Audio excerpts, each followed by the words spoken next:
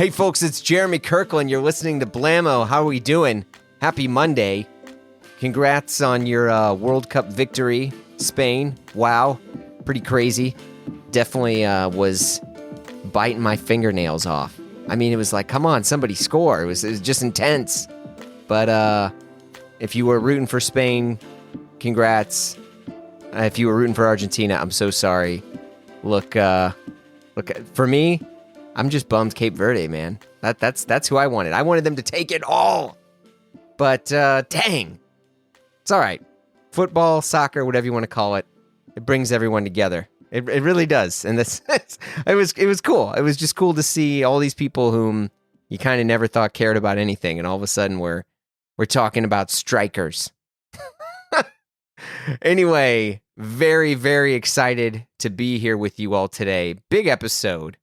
Look, I've always been a huge fan of Very Special, specifically Adrian DZA, but he joined the pod this week, and he's kind of this I don't know, Renaissance man is not really the word I would use because that almost feels trite, but he's had about 5 careers, and somehow all of them make perfect sense. He's a DJ, a party promoter, a skate shop owner, creative, and he's the co-founder of Very Special, which is a vintage watch dealer that's become one of the most influential names in the space. Adrian and I talk about growing up between Paris and Miami, building Peachfuzz, which, if you know, you know, it's one of the country's best parties, and why he never wanted to be just another watch dealer. And I'll say this, and you'll hear me talk about it on the pod, there are watch dealers whom their brand is themselves, right? Like their brand is X name. But these guys built Very Special into an incredible watch brand that's also a very good watch dealer. So we talk about how Very Special became a brand instead of simply a business. We talk about taste, collecting, building stuff people care about. We also get into Stone Island, vintage watches, Miami, cars, records, and why the best businesses are really just communities built around shared obsessions. Glad you're here. Let's get to it. Yeah, man. Thank you. Thank you for having me. Yeah. So how are things been going over there? Good. It's really hot in Miami right now. Yeah. But Miami is not a bad place to be, overall. It's pretty good. The VS is doing well and all the other stuff I got going on too. So I can't complain, man. Yeah. And are you like full-time dadding right now too? I'm full-time dad mode. She's 8 months old. Woo. And it feels finally good. Yeah. Like I'm out of the confusion of like young parenting or like first time parenting or whatever it would be. Because those first 2 months, you're just like, oh my God, what is happening? Like I don't understand. I don't speak baby. This baby's crying. It's shitting everywhere. You're just like, fuck. I feel like, especially for dads, the first few months, you're like, my kid doesn't know about me. My kid doesn't give a shit about me. They're not like, they don't even know who I am. That like, do they, you have all this love you're trying to give, and you feel like it's not reciprocated, and you're just like, I mean, I had that with my first 2 kids, obviously. But the cool part is, I think once you hit, a year or 9 months or so on, and they like recognize you, and you see them like make eye contact with you and smile, and you're like, oh, okay, there it is. Yeah. It's cool. That's definitely the phase I'm in right now. It's like, definitely like, oh, this baby's like looking at me and following me with her eyes and like laughing at the dumb shit that I do. So like, all right, we're locked in now. This is my baby for real, Before we get into it, I got to know, did you get her a little watch? Not yet. Okay. I don't want to like, I do want to get her a watch that when she's 18, she can sort of wear. Mm-hmm. But I want to like figure out her personality a little more. I don't want to like impose whatever I like. I want to see what she has like going on. So maybe when she's more like 5 or 6 or 7, I'll like lock in and get her something. Yeah. I mean, like for my kids, I got them a watch, but like they're not touching it until they're yeah. What'd you get them? So my daughter has a Batman GMT. My son has a Pepsi GMT. Sick. And I mean, I'll be honest, it's like they're not wearing them. They're not doing, again, they'll get them when they're older, but like I got that for them. And then I got a little engraving on the back that basically just says from dad. That's very cute, I think. Yeah, because I was freaking out over. I was like, oh, what do I engrave? Like, do I put their initials? Do I put this? And I was like, oh man, shit. Like from dad is like you're good. Like there's, a friend of mine was like, do less on an engraving. He's like, don't try Yeah. to put some fucking like Bible verse or some. Just he's like, just put like from dad. That's it. I love buying a watch or bringing in a watch that has an engraving because, and especially like a simple, cute one. There's not too much to think about, not too much to decipher. You're like, oh, these people just like liked each other, and there you go. That's not like 50 years of service of whatever Yeah. bullshit. It's like love from Babe, and you're like sick, Right? Yeah, right? yeah, yeah. It's Yeah, true. Well, I mean, before we get into some of the watch stuff, I want to get into like, I mean, you kind of have like five different careers, yeah, you I know? really do. Yeah. Yeah, because you're from France, you're from Paris. Right, right. I was born in France. I was born in Paris. My dad is Lebanese and my mom is Cuban. And my parents both just ended up in Paris somehow. And I was born, and then my parents got divorced. So I moved back and forth. And my mom, I said she's Cuban. Like every Cuban moves to Miami at some point in their life. So like every Cuban, I ended up in Miami, and I did a lot of back and forth between Miami and France. And finally, when I was 18, I stayed. I came back to Miami, and I stayed here pretty much for my whole life. Yeah, And when I first moved here, I knew I was into DJing. I knew I liked music a lot, but like you didn't really like think of it as like a real possibility to like make money or anything like that. You know what I mean? yeah, And then once I started like DJing clubs and kind of getting the hang of it, I had to sort of make a decision of like, do I want to go to school, go to work, and DJ? And I was broke at the time, so I couldn't really like, I had to pay rent. yeah, So I dropped out of school. And then as I started DJing more, I just stopped working and I went for it. yeah. And that was like the beginning of my DJ career, you know? Damn. And so wait, how old were you when you were like, I have a career as a DJ now? I think okay, so I started DJing clubs in Miami when I was like 18. I played this spot called Purdy Lounge, which is like a legendary Yeah, I know it. club and like a party. Yeah, it sounds like, really like one of the best places. I used to DJ the Sunday nights there, which was like a skate party thrown by a pro skater, actually a legend, Joel Meinholz. And they kind of just like let me do whatever I want. What And the then fuck? yeah, it's sick. And then when I was like, I think at the same time I was really good friends, and I'm still really good friends with my friend Raul Sanchez, and he along with this art gallery that is now called Moran, but used to be called Oh Wow. They were bringing down Max Fish to Miami in around 2008. And Max Fish, which is the legendary LES, yeah, bar. Yeah, Lower East yeah. Side bar. And it actually was a pop up during one Basel, I want to say like during 2008 or 2009. And then they were going to make it permanent, but something, I don't know, it fell apart. And Raul and the Oh Wow crew just opened up their own bar. And so me and Raul, he would have me DJ all these parties there. And we were kind of like attached at the hip. And he was kind of the guy who really got me DJing real clubs because while he was into like all the sort of subcultural and cool shit, like he would go to like hardcore shows and like he would go Yeah. to, he would collect records and do all that stuff, but he would also be like at the actual top 40 clubs, like just hanging out. His homies were the DJs or whatever. So he put me on with a couple of like big hip hop DJs that just would have me open for them. And so I would say by the time I was like 19, by the time I was like 20, really, I was like, oh, like I can make like $30,000 a year doing this. And in my Whew. mind, That's good, man. That is good. in 19? 2008 at Yeah, yeah. 19, I was like, bro, this is my life, like I'm locked in.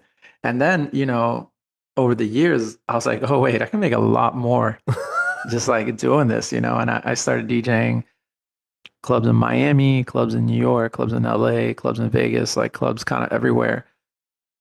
And that kind of really, that paid all of the bills for a really long time. Yeah. So I mean, when did you start Peachfuzz? I started that when I was 21, and Jesus Christ. Peachfuzz was like a sort of like, well, it's funny. We started Peachfuzz with Raul, my friends Raul and my other friend Press. We started Peachfuzz because bar closed and nobody, like everybody that would go to bar didn't have a place to go. Mm, And our friends had a club in Miami called Grand Central, which was like a big live music venue. They had everyone from like Crystal Castles to Major Lazer to like, yeah. you know, Drake and J. Cole. Like it was like a thousand cap venue and it was like the perfect medium sized type of venue. And then on the second floor of that venue, there was like a loft, like someone actually lived in a loft and they just like never used it. And I was like, yo, let us throw a party in here. It would be sick. And we threw it and they quickly converted that loft into like a little like secondary venue. And that's kind of how it started. And it was like a 300 cap room. And I would say like the peak of its existence in that club, there would be like probably 350 people inside and like 600 people outside. And it was like one of those things where everyone was trying to get into the party and it was a crazy, crazy party. And it was pretty sick because by the time I was 22, it was like one of the best parties, not just in Miami, but like kind of in the country. We were getting asked to do it in New York and LA, Yeah. like everywhere. And for me, it was dope because that was really the first time I started making like real money and playing like to real crowds that I can like fully control that like want to hear what I'm playing, you know? Yeah.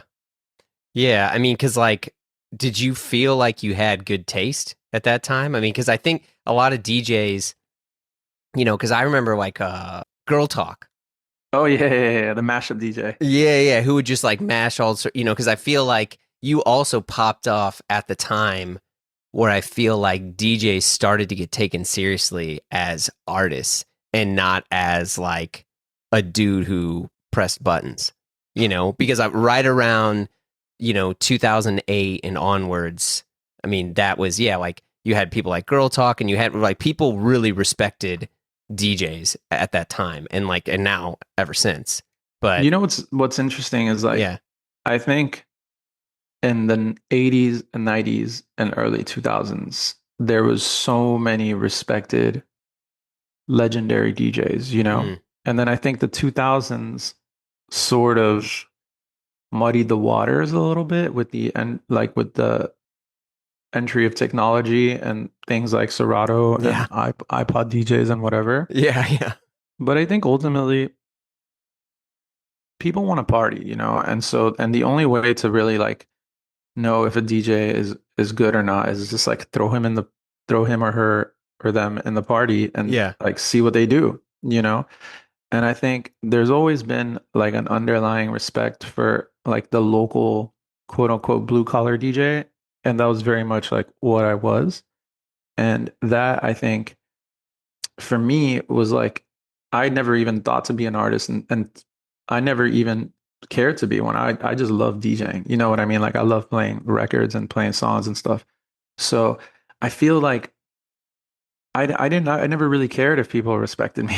Like I was just like, I just need to go like make money and DJ and play songs, you know? And I think what I played, which is not like anything crazy. I mean, I came up as a hip hop and R&B DJ that would also play like different genres. But the truth is that when you DJ clubs in places specifically like Miami and even more so New York, and you're like a consistent DJ that gets booked, you have to know how to play all the genres. You know, Mm, you have to know how to play 80s, 90s, 2000s R&B. You have to know how to play disco. You have to know how to play Paradise Garage stuff. You have to know how to play classic house. You have to know how to play deep house. You have to know how to play like reggaeton, dance yeah, hall. Like you have to know how to hit all of those pockets. Like there's a legendary DJ in New York, Ali Escobar.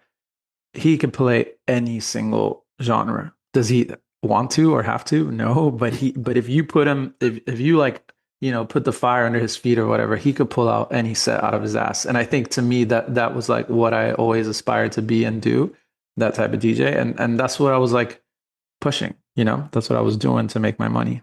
yeah. And when does Very Special come along? Because I feel like that was pretty recent. I mean, Yeah, did you yeah. feel yourself basically like get bored with one thing and try to go all in something else, or you just viewed this as like I can also do this? I think so in between like DJing and very special, I started a brand and skate shop called Andrew out of Miami. And I did that actually with one of my partners, Press from Peachfuzz, and my other partner, Nick Katz. And I think what happened is that I quickly realized that nightlife and clubbing was not something that I necessarily wanted to do for my whole life. I don't drink, I don't do drugs. Like I've had a girlfriend, my my baby mom's for a really Yeah, long yeah, yeah. time. So I'm not really like, and I love partying and I love the club and I love DJing, but I'm not a nightlife like person, you know. So when I started Andrew, that's when I realized like, okay, I can do stuff beyond DJing. And I always knew I could. And at the same time, a little before I started Andrews, when I started making real money DJing, and that's when I started buying watches.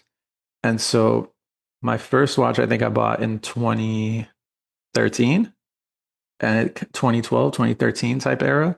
So I was like 22, 23. And that's kind of when I started getting into the just like owning of watches. I wouldn't even say that I'm like a collector of any. I just like to have cool shit. And I always thought that watches were cool. And somewhere in like 2017, 2018 is when I met my partner at Very Special Juan. And he was kind of the first watch dealer that really taught me about why I should or shouldn't buy a watch from a like validity of the watch standpoint, not even like value or whatever. It's just like this dial is wrong. Be careful with that bracelet; it's incorrect. Be careful with these hands; they're redone or they're incorrect. You know, like all these types of things that I'm not considering when I'm buying vintage because I bought vintage because I liked or vintage, neo vintage. That's a big point of debate for a lot of people, but I would buy vintage for two reasons. I would buy vintage because I like the look a little more. And the other reason, honestly, is it was more affordable. So Yeah. I was buying those types of watches.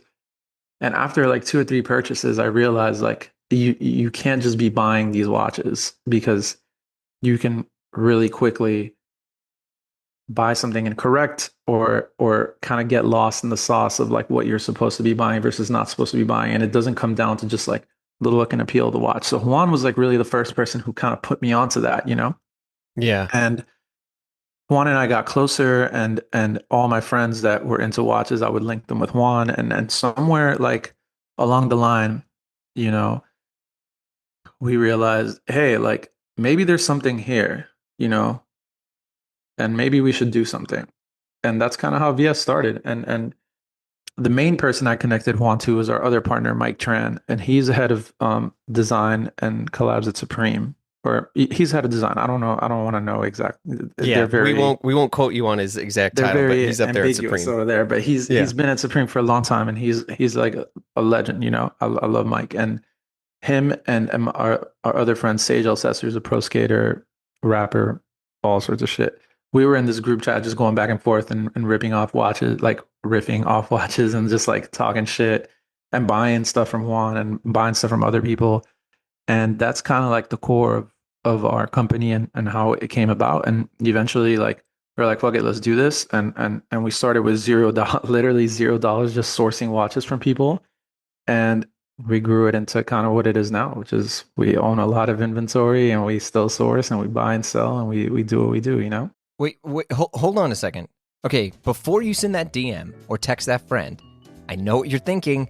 You're ready to buy your first serious watch, or in other cases, maybe your fourth or your fifth. But look, man, it's hard out there. It really is. From this dealer or that store that wants the purchase history or whatever. I mean, you're just, I don't know, you're almost ready to walk away from the whole game. But fear not, my friends. Check out Bezel. Bezel is the trusted marketplace for buying and selling your next luxury watch with expert in-house authentication on every purchase. With over 18,000 watches listed right now, as of the time I'm recording this, from a mix of professional dealers to private sellers, you're just going to find what you're looking for. But wait, I know. You're like, Jeremy, I'm sorry. They don't have that X Rolex or that insane Omega. Well, reach out to them. Bezel has a real team of real people Just create an account and be connected with a private client advisor, and they will guide you through the entire process every step. Once you decide on your watch, it's overnighted to Bezel HQ, where their in-house team of experts authenticate it, and then it's on your way to you. If anything is amiss, the watch is not listed correctly, whatever it is, they'll let you know, the buyer know, and the offer to refund you or source you a new one at a similar price. That's pretty good, right? This has been part of the Bezel ethos since launch. I've even spoke to the founders about it. And now you can make an offer on a watch, buy it outright, or bid it at auction. Bezel is the highest rated watch marketplace out there. Even Trustpilot shows Bezel is 4.9 out of 5 stars with rave reviews. Okay, you're still on the fence? Dig into the Blamo feed yourself and listen to my chat with the Bezel co-founders and, well, see for yourself. But you got this. I believe in you. Visit getbezel.com and buy and sell your next luxury watch. That's getbezel.com. Getbezel.com.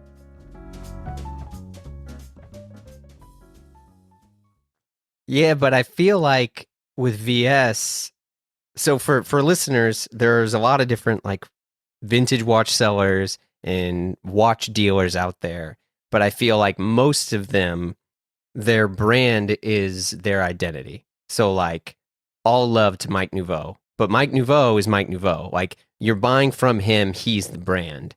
And I feel like you guys were at least the first place that I knew of that was new that started out as a brand over a person, you know, and like you can connect that brand to that person, but you guys launched, I mean, you guys sell fucking incense, you know, you sell merch, you sell so much good stuff.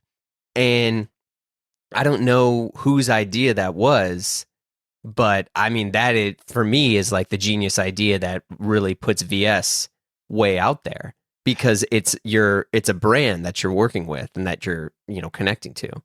Yeah, I think for us, you know, we always wanted to just develop a brand more than just, you know, sell watches. And that was really important to us because I think maybe there's not a need for just another watch dealer, you know, and maybe we are not the people to be just another watch dealer. I think our approach was to maybe be a little bit different than what sort of the game has to offer. Mm-hmm. And I think our viewpoint is a little different, and it's not better. I want to make sure. Yeah. We're not throwing shots at anyone here. I don't think it's better, but it's just different.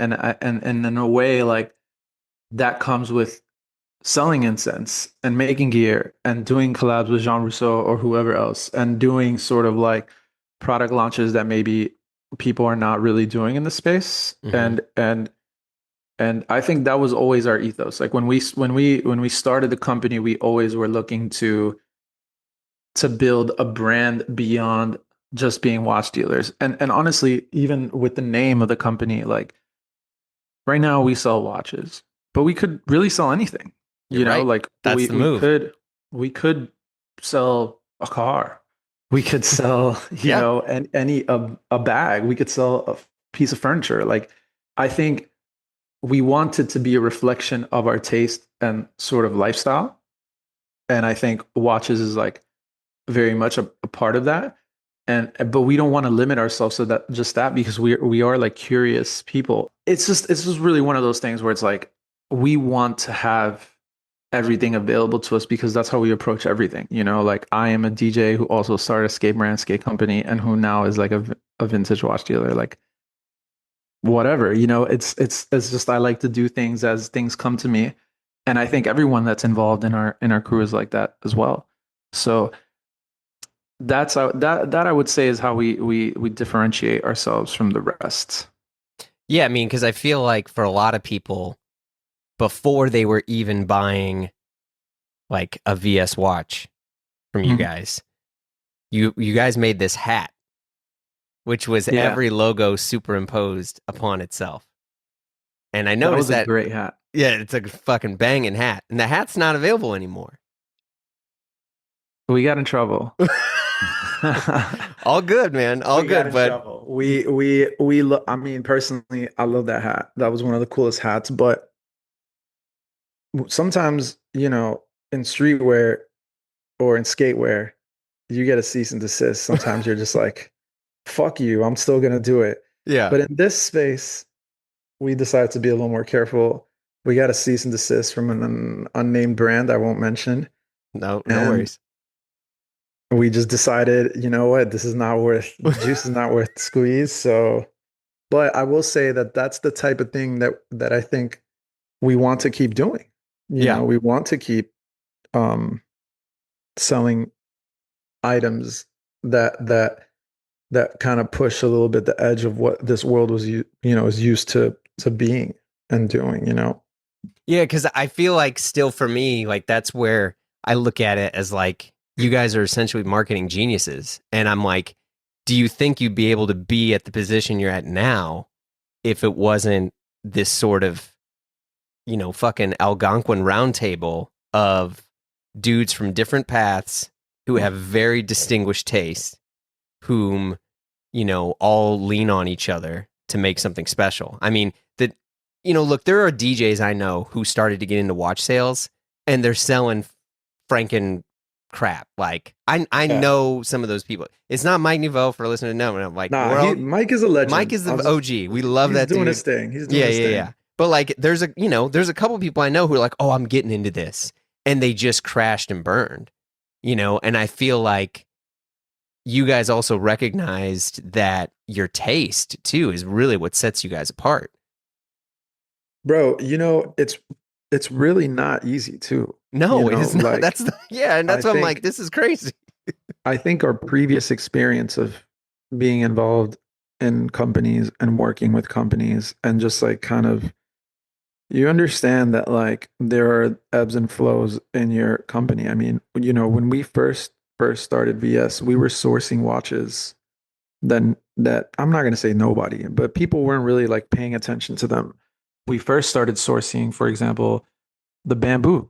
The AP bamboo was one that I mean, I want to say in the first 7 months of VS, we probably sold like 15 or 20, Damn. and we were really like pushing that watch, and putting people onto that watch. And one of the things that happened is like we actually participated in the like increasing of the value and the price of that watch. Mm-hmm.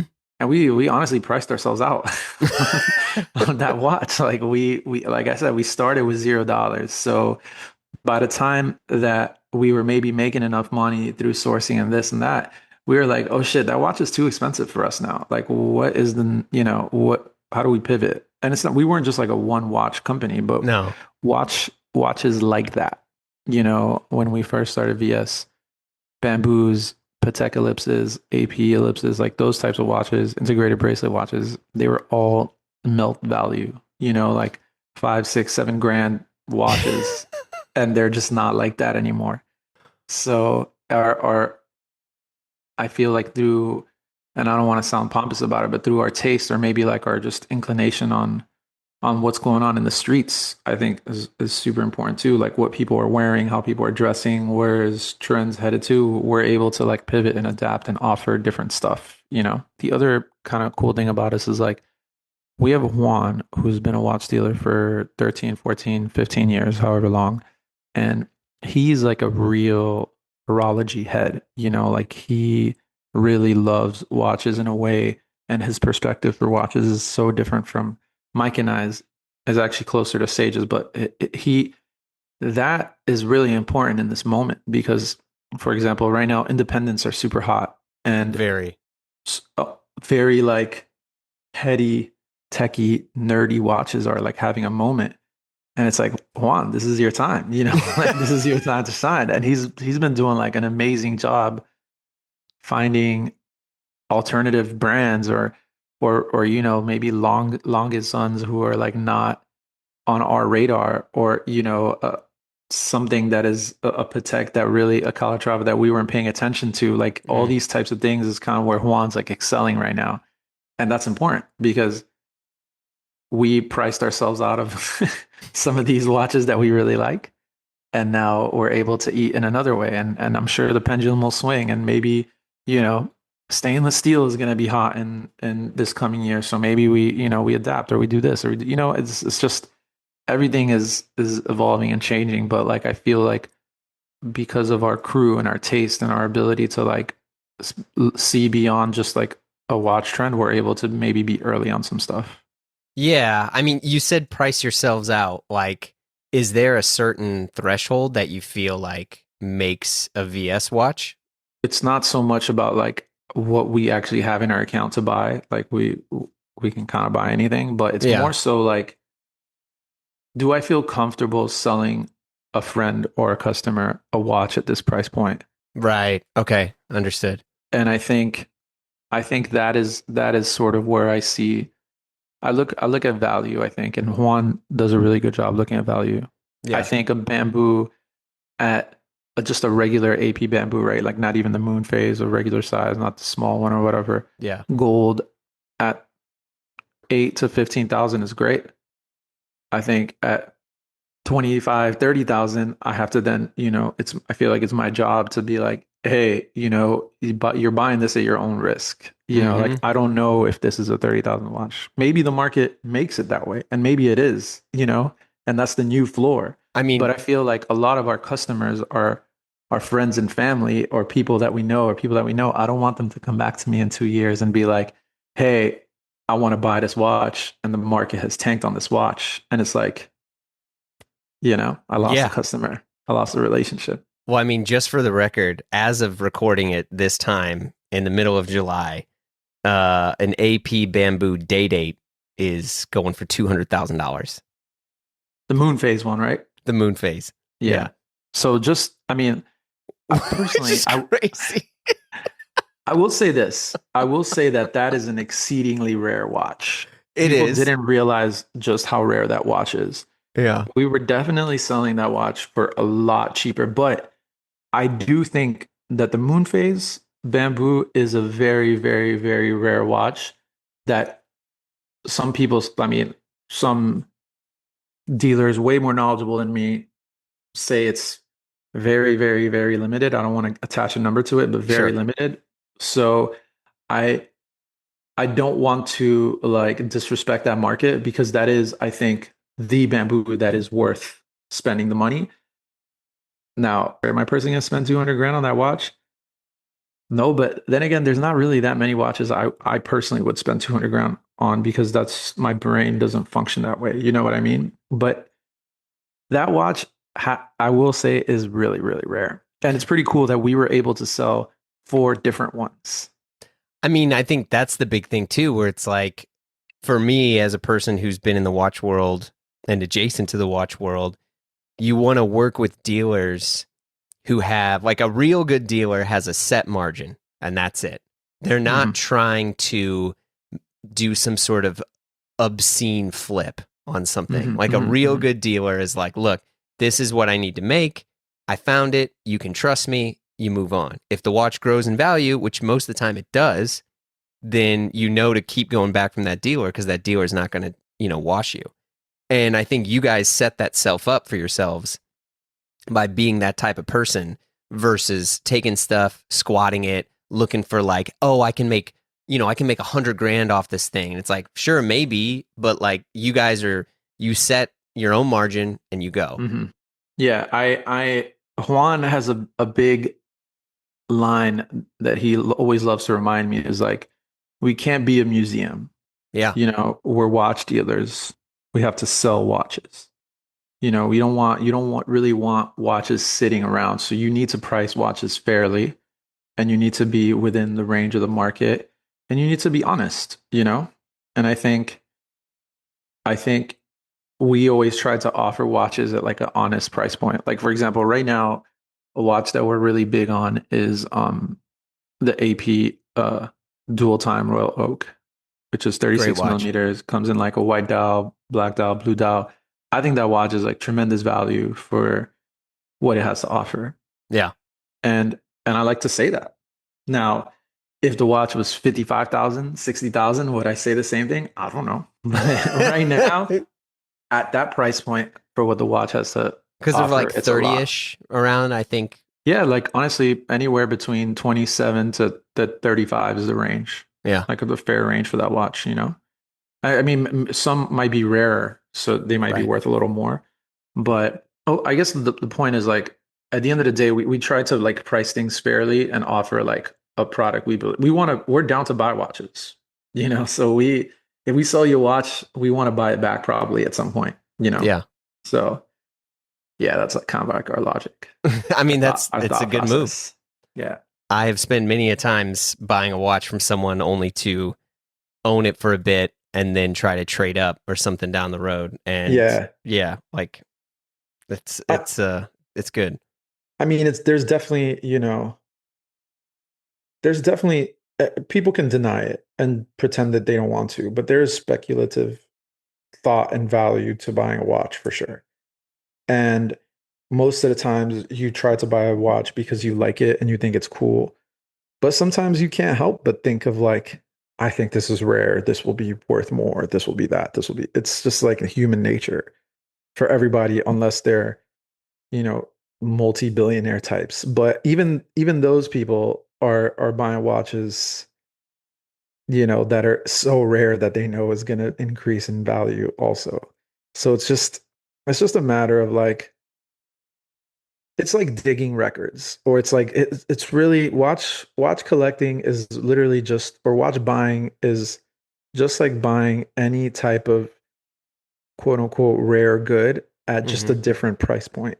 You know, I used to buy a lot of records, obviously as a DJ. Like this room right now has, you know, a couple thousand records, and there's a lot more in storage. And one thing that happens in the record world is there's condition ratings, there's all types of like, you know, first prints, re-release, all these types of things that kind of apply to the watch world. Yeah. And sometimes there's people, I tend to be one of those people who's just like, I just want that record. Like I don't really care Yeah. too much about what it's got going on. That's just a record I want in my collection. And then there's other people who are like, I'm not going to touch this unless it's like this, unless it's in this condition, unless it's this original release with this guitarist labeled on the back and blah, blah, blah, blah, blah. And it's just like everyone has their own way of buying these watches.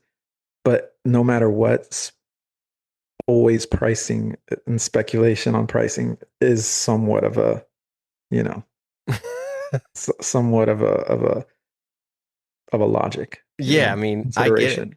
I mean, how does this come with other stuff? Like, are you like this way on cars?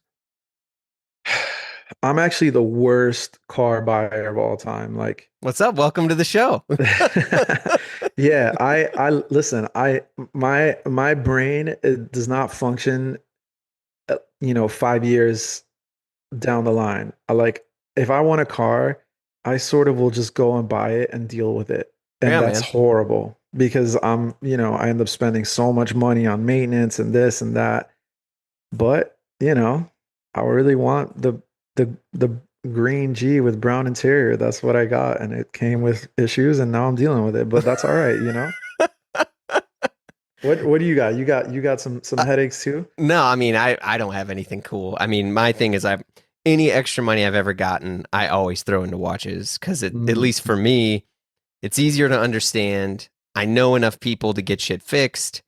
And also, I mean, I got kids where it's like we got a pretty small garage. We got two cars, and they're just regular cars. I mean, I got a fucking Kia Telluride. It's great. It's dude, fine. great car, by the way. It's a great car, but Great it is car. not. I don't know. For also weirdly, I don't mind wearing a watch that signals a bunch of stuff.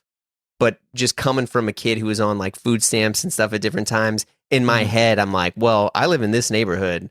I can't have the hottest car on this street, I you get know? that. I get that. So, but I mean, I also am lucky to live in a city where, I mean, at least for me, nobody cares about the car I have, and Right, right, right. I haven't tasted what it's like to have a car that nice yet. A friend of mine told me, he's like, man, he's like, if you ever buy a Porsche, he's like, you're locked into Porsche forever. He's like, you're just not, there's no point in owning any other car once you get a Porsche. And I was like, damn, well, Yeah, yeah. That's until you drive like a Ferrari, I'm sure. I yeah, think right? Sure, yeah.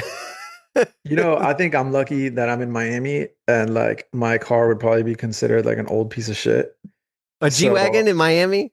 Yeah, I have like a 2015. So like, people in Miami are just cars in Miami are ridiculous. Yeah. I think during the pandemic, like every awful person with a lot of money moved here. So the amount of like neon green um convertibles and whatever. Yeah. So I think I'm somehow discreet with my car, if that makes sense. But I think I can relate to that too. Like I think maybe early in my watch buying process, just as a person who was just buying shit, I was always like, I need to buy like some crazy shit because I never had any of that. Like Yeah. I didn't grow up poor, but I didn't grow up with money. So Yeah. it's, single mom, whatever type life, like just doing, paying our bills, doing what we can. And I think when you have your first taste of something nice, you're like, all right, like I want to treat myself. And Feels then you good. you kind of like you tone it down a little bit over time. But I will say that, you know, it's hard not to buy nice things when you finally have the money to buy nice things. It's really hard. Yeah, and like even for me too, my thing wasn't like, and I always like will admit this, like for me, I got into watches for almost like the wrong reason because I was like, oh shit, like I'm in this city, people, there's no connection to my family here, there's nothing. And if I'm wearing this watch, all of a sudden I'm getting treated differently. And I was like, well, I'm Yeah. going to find a way to get that. And then, like, in that process, I really started to fall in love with it. But for me, I've always been like, okay, well, what does it cost? Okay, fine. That might take me 3-4 years or whatever amount of time. But I'll start with this. I'll move up. I'll sell that. I'll move like, and so for me, the barrier to entry is more just like how much time do I got to spend doing it? And I like will try to tell that to other people too. Like I recognize there's people with different socioeconomic situations, but it's like if you can find some way to just, you don't have to start with a fucking Daytona. You can start like I started with a freaking Air King and I owned it for Yeah. a couple years, sold that, invested another like $1,000 and so on and so forth. But bro, that's honest. I think that's how most people get into things. Like no Yeah. one is born with the insane knowledge Yeah, it's true. unless you come from a family, or from a social economic status that allows you to be that way. So like the honest way that most people go about buying anything is I bought my Mercedes C-Class Yeah. and that was like my really nice thing. And that's a really dope car. And there's no shade to that car. And then eventually, if you do continue to have interest in this space, you go and you buy something else. And it's the same thing with watches, the same thing with clothes, it's the same thing with anything. Like I own a bunch of Stone Island shit, vintage Stone Island stuff now. But like any other person, the first Stone Island piece I bought was probably like a hoodie Yeah. because I wanted the badge or something. Like it's just everybody, that's honesty. And then you just grow into whatever it is that you want to buy. Well, And you by the way, there's nothing wrong with Air Kings and Datejust. I'm just putting it out Oh, there. for sure. Thick watches. I still tell people to start with like an Air King or 1601 Datejust. I think is one of the best Datejusts you can Classic. get. Yeah, I mean it's not going to knock you out, but it is still a freaking highly highly respectable sick watch. Super comfortable. Super Yeah. comfortable. But on the Stone stuff, I mean, yeah, you were getting old Stone Island and now you're in a campaign. Yeah, it's crazy. How'd that That's happen? actually, dude, I mean, I have to say that that was like the craziest experience of my life because I own a brand and I was so involved. I'm a little less involved now because I have VS going on, but so much of my life was behind the camera, Yeah. not as a photographer, but just like, on the production side, on the creative side, on the whatever side, that to be flown out somewhere to like be a model for basically my favorite brand was like a little surreal. And it was dope because my daughter was just born, so we took her out there to England Oh. with us, and all my family's in France on my dad's side, so we got on the train and went to France, and it was just an incredible trip, honestly.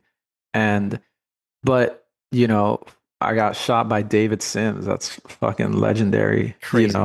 And I don't know. I'm assuming I don't want to make assumptions, but I think I'm getting a billboard like in my city. It's just a crazy experience, to sort of like see. And it like I'm a 6'3" like big dude. Like I'm not like I'm not like a model per se. What they've been doing for their campaigns for the last like 3 years in involving like their community of not just like customers, but people that they actually tap into for creative stuff in each city that they pop into is pretty genius. And I feel like because that brand is so respected, it never comes off to me as like forced or try hard, you know? Yeah, I don't. I mean, and this is like real talk. I don't know how they've done such a good job with that because I feel like Stone Island is one of the few brands who can really one. They show the people that actually wear the brands that like other people want to look like. I mean, to be Yeah. honest, like I don't want to look like some sort of freaking six pack model dude. I want to. You want someone Yeah, who yeah. like represents the culture, who represents where all that stuff that a brand like Stone Island leverages comes from, versus like some fancy model or whatever. I mean, you want like the real heads. You want the heads and also like fuck, it's Stone Island. Like, Yeah, it's like still pretty. Yeah, the campaign like 2 campaigns ago, they had fucking Paolo Maldini. Like yeah, that is insane to me, like and it's not even like it doesn't take a genius to figure that out, but it takes a genius to like just actually do it because it's like sometimes people overthink their brand and their brand heritage so much and everything that they have going on. And it's like, I don't want to lean into this because, this might be a little too on the nose or I don't want to do that. It's like, yeah, I feel like the last 3, 4 years, Stone Island kind of just like threw that out the window and was like, fuck it, let's lean into our community. Like let's get, people who may have been taboo or a little bit uncomfortable for like the 70-year-old Italian that was buying my shit in the 90s. Like, let's lean into that stuff and make our brand also resonate with the youth and the subculture and the people who are wearing our brand beyond the like, upper middle class Europeans. yeah. I mean, did you talk to Sage at all? Because he's done some Stone stuff. Oh yeah, I mean Sage and I we talk like almost every. I mean that's my guy. Yeah, Sage and I we actually like connected beyond watches. We connected on Stone Island because we both collect a lot of Stone Island, and we both like soccer a lot. Even though yeah, he's an Arsenal fan, but I'm from Paris, so I'm not an Arsenal fan. But he's in the campaign. One of my other really good friends, Liam McRae, was in a campaign as well, and them and Avi as well. So them like doing yeah. it definitely was like, all right, I'm down to do it. Like this is my crew of humans, and it's just, I mean, Sage is hot and good looking, so and he's an actual model.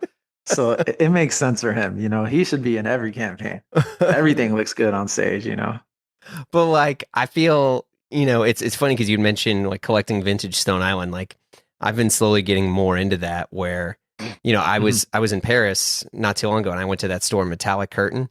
Yeah, yeah, dope store. Great store, and Yeah. they have just tons of like any sort of archival Austie stuff, or Hmm. I mean, in this case for me, it was like I was looking through a bunch of Stone Island, and like I got this coat from like the late 90s, and it's oh my god, it's perfect. It's so good.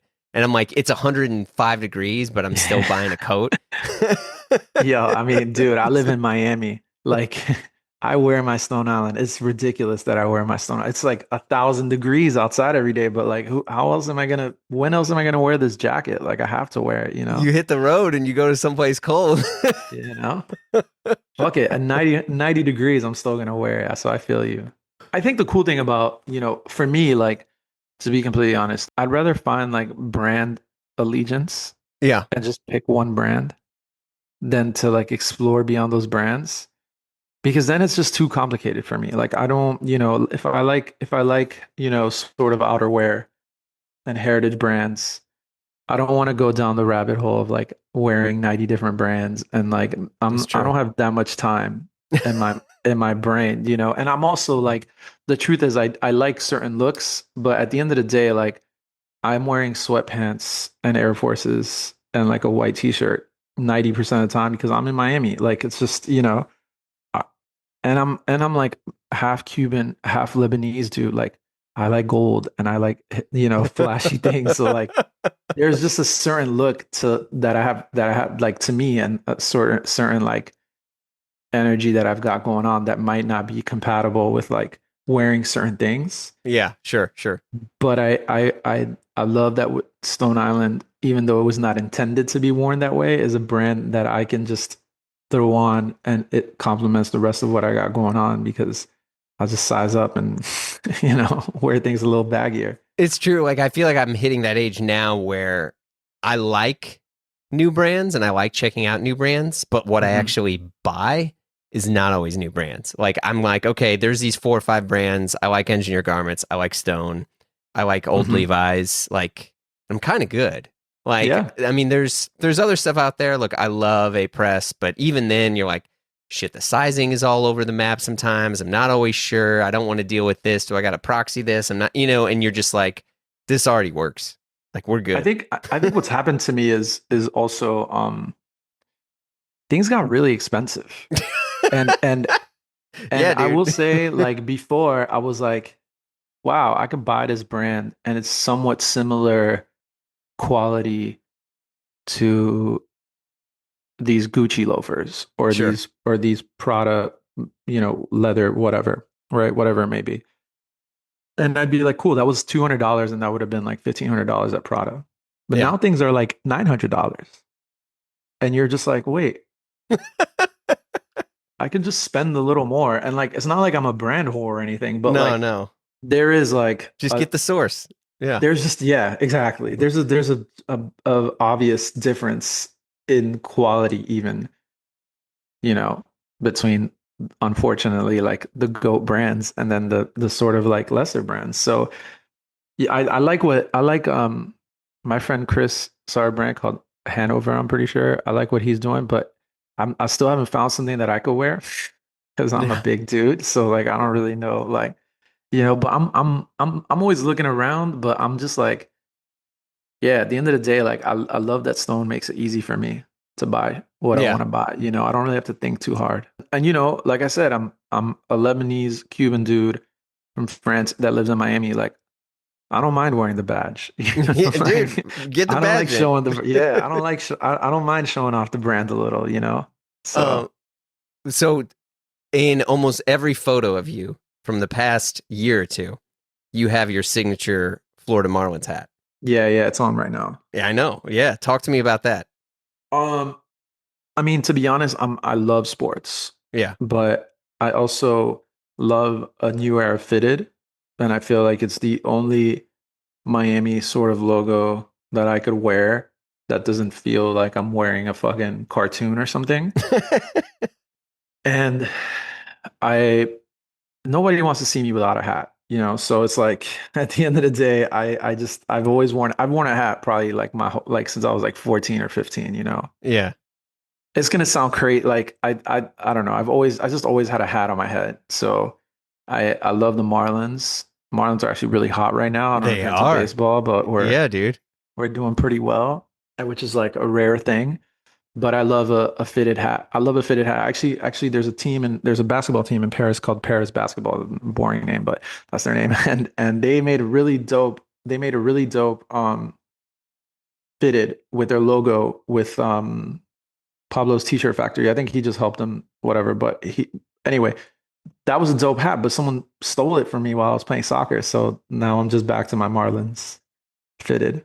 Yeah. I mean, I remember when the Marlins came out because it was like in the Yeah, 90s, right? yeah. I think inaugural season was like 93 or something like that. Yeah. And it was the coolest, and it's a great stadium. It's a great team, Yeah, yeah. you I know. love I love the Marlins. I love repping Miami. I think the Marlins, even though they were the Florida Marlins at the time, and I wear the Florida Marlins hat, not the Miami Marlins hat, I think they're synonymous with Miami and South Florida, and Miami people and South Florida people are like very prideful about where we're from, Yeah. and I think this is like our version of like the Yankee fitted hat or the LA Dodger hat. Like the Florida Marlins are the hat representative of the city. Unfortunately for the Heat or the Dolphins or whoever, whoever else, it's really the Marlins hat. Do you as you guys like continue to like cement yourself further in to Miami, are there any like people that were like sort of pinch me moments that you started working with? I mean, Spolstra come in or any stuff like that? With Andrew, it was really dope because we were not that far. Our store now is in the design district, but our Mm-hmm. original store was downtown, right next to the jewelry district, actually. But Jimmy Butler would come in, and we ended up becoming pretty close with Jimmy. And Jimmy, like, actually, funny enough, when we moved Andrew to the design district, he came by and he's like, I want to put my coffee shop here, and boom, he did it. And his coffee shop is right next door, and it's booming still, even though he left Miami. That's still my guy. He was just here not too long ago. So Jimmy, like us becoming close with Jimmy was really dope. And he's a really sweet guy, and he really loves Miami. So that was cool. But I think I had more like pinch me moments while I was DJing than really just like from Andrew, because when you're in the store, it's just a little bit different from like, Sure. I think with VS, sometimes the transactions, even if we have like an idea of who this watch is going to, Mm-hmm. they can be so secretive Yeah, that you sure. never really get a good gauge of where a watch might be going or who it might be going to. We sold a really, really, really sick. It wasn't even a watch actually. We sold this. So in the '60s, Rolex had made a couple of prototype. I've only seen one. So I they made a prototype um, door-to-door salesman box. Oh yeah, I saw that. Yeah. You And guys still have it so on the site, but it's sold out. Yeah. yeah, it sold, and we got it. We bought it from another dealer, and we were at first we were like, we should just have this in the office and not really sell it or anything. But we realized like this is really rare, and um a friend of Drake's came to me and was like, hey, it's gonna be his birthday. Like, I want to buy something really sick for him. And it's like he has like every watch that one would ever want. So maybe something a little different would be cool. And I'm like, yo, we have this box that is like Rolex official. It's a prototype. It has serial numbers and everything. I'm pretty sure it's unique. I mean, we've looked really hard to see if anybody else has had one. We haven't seen another one, but it's possible that maybe there's another one. I don't know. Yeah. But we were like, you should buy this. This is sick. And he was like, you know what? That's a great gift. And then he bought it, and Drake like posted about it, and it was cool because for us it was like it was the peak moment of like the bamboo craze and all this stuff. So it Yeah. was just more positive momentum headed our way.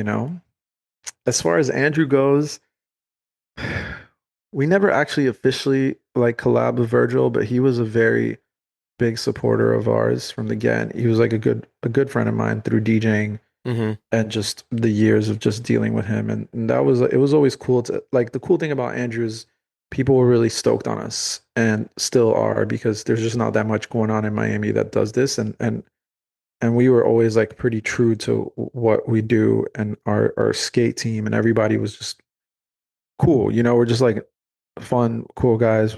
Come party in Miami, come skate with us anywhere, Yeah. whatever. So it was always dope how many like skatewear, streetwear, and fashion like OGs or people of note were always just like being incredibly supportive, and like happy for us to be doing our thing, et cetera, et cetera. So that was really dope, honestly. I think the cool thing about starting companies is, and when you remove yourself from like the day to day, is just seeing how many people actually support you, you Yeah. know. And sometimes you think there's a lack of support. Sometimes you're in your head like, wow, like people don't fuck with me, or this person's not fucking with this. And it's Yeah. actually like when you remove yourself from the equation, you're like, dude, it's actually sick how many people fuck with what we're doing. Yeah. We're not just like a 800 follower thing on Instagram or like whatever. We have like real life customers. We have real live people coming to our stuff. We have people supporting us, and a network of humans that are always like willing to help and whatever. I think that's like really the coolest thing about building any type of brand, really. I mean, obviously everybody wants to get super rich off every brand they do, right? Like Sure. that's a business. But even if your business does or doesn't make money, the process of like learning about developing and building a like, and I know this is like the waggest word, but a community of like just humans that are there is sick, you know? So I think more than like a pinch me moment, it's always just like dope when you like remove yourself a little bit and you're like, yo, we really built VS from $0 to here where we're like building a sustainable company that is like able to like support our life and our lifestyles and like the things that we like. And we haven't really like wavered in any way, you know, and we haven't like scammed anybody or done Yeah. anything crazy. You know what I mean? Like we've Yeah. just done our thing, like, and that's cool, you know? Yeah, I feel like, a friend of mine, he runs a brand that's gotten pretty successful over the years. And he was like, I realized that things were going well when I didn't know everyone that was shopping with us. He's like, because Yeah. early on, it was like, I'm just kind of begging people to come by. I'm trying to support. He's like, and then when you're going in and I'm like, who are all these people? He's like, I'm looking at our sales for the day. I'm like, I don't know that guy. I don't know this person. And he's like, okay. He's like, maybe something's working, you know? 1,000%. I get like when a random person DMs us on Instagram, like, hey, price, okay, purchase, boom, boom. I'm like, yo, this is way cooler to me than like, you know, somebody important that I know coming and buying. I mean, not that that's not cool either, but it's just crazy to me. And I think on the watch side, man, it's even fucking crazier because like imagine just like making a $50,000 transaction through a DM, like, oh, Dude, all I know, good. right? And I'm just like, dude, this is this. I mean, once you get used to this space, you realize that it's way more common, obviously, Yeah. but it's still crazy to me, you know? And somebody is like sending us an article and being like, cool, I read this, so I trust you guys. Here you go. And I'm like, Yep. oh, I wouldn't do that, but, I but know. thank you. Sometimes I'm just like, yeah, like I get scared of that stuff. But some people, they're also like, no, dude, I paid on an Amex. I did this. We figured it Yeah, out. yeah, We're yeah. done. You're just like, okay, all right. Yeah, yeah. I take all forms of payment, you know, crypto, whatever. But I think also once you get used to buying things like a watch, you realize that these transactions are not that. There is a lot of trust involved in the process because ultimately watch dealers do get blacklisted. They do get removed from places. They do get sued, you Yeah. know, into oblivion when they're doing things incorrectly or unethically and most likely the person that has the ability to be spending that type of money on a watch has the ability to be pursuing, Yeah. you know? So you want to make sure that you do everything correctly, Yeah. you know? We're starting to wrap up soon, but what's the next watch for you or the grail watch that you are always on the hunt for yourself? You know, I used to think about this differently when I first started collecting and even when I first started collecting VS, I was like, yo, I need to go get the craziest, rarest watch. You know, so it would be like I need to get this Nautilus with the Conjar stamp, and I Ooh, need to like, you know, I need to get this Day coral dial or damn. one or something really crazy rare. Like I need to build myself up to that. But Okay. what I really realized down the line is that those are impossible to wear watches. You're right. And and for a person like me, for others, they're definitely not possible to wear. But for a person like me who's not a billionaire or you know, I'm I'm looking for watches that I could see a picture of myself 20 years from now and be like, that's a dope watch that I wore then, and it's still a dope watch now. Yeah. And 2 years ago, I bought myself a yellow gold Submariner nipple dial from the 80s. And I remember wearing that watch and being like, damn, this is the perfect watch. It was Yeah. actually from 1990, I'm sorry. I was like, this is the perfect watch. And what happens when you're a watch dealer is that eventually like people look at your watch and they're like, is that for sale? And you're kind of like, no, Wait, but did you you sell it have off your to. wrist? So I sold it off my wrist to a Ah. good friend of mine, to a really good friend of mine, and I'm happy that he has it. Yeah. But I think about that watch a lot. I think about that watch a lot, and I have right now on my wrist. I have a really nice platinum Day with factory diamond stuff going on, a Damn. vintage one from 1989. This one actually is the same watch that Jay-Z wore on the cover of In My Lifetime. So it's like a cool little like hip hop factoid. I like this watch, and there's a lot of watches I like, but I keep going back to that watch. And no matter how many Royal Oaks I try on, or I love an Aquanaut, like a vintage Aquanaut. Yeah. I love a lot of, Calatravas. I love a lot of even like perpetual calendar APs on straps. I like a lot of watches, but the only watch that I'm always constantly thinking about is a Nibble Dow sub. And it's not like I can't go out and get it today, but it's just I one day it'll come back to me and then I'll be like super happy with that watch, you know? Yeah. I mean, I've for a long time I've wanted like a solid gold watch, and I would go back and forth. I finally got a Day-Date, but when I looked at getting yellow gold Day-Date, because I was like, I want a yellow gold, I want yellow. And my buddy was like, dude, you're not a yellow gold guy. And I was like, damn, that's I was like, what do you mean? And he's like, no, he's like, you want something a little more sleek. He's like, you just don't you're not a yellow gold dude. And I was like, all right. So I got a white gold, and it's been great. But yeah, we talked earlier about this. I'm still figuring out how to wear it in the correct size, because it's just so fucking tight on my wrist.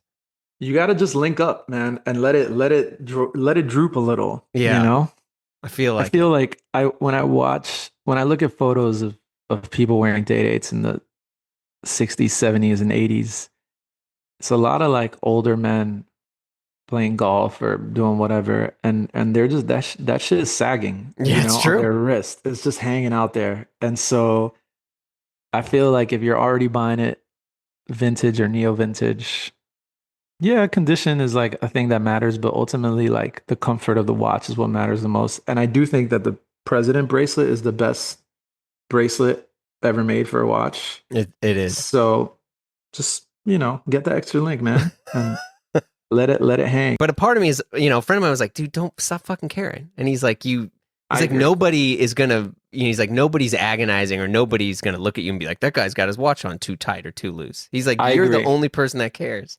I agree. When it's too tight, it can be uncomfortable. Yeah. But, I do think that sometimes we overthink too much. And I'm just like, let me just throw this shit on. Yeah. Yeah.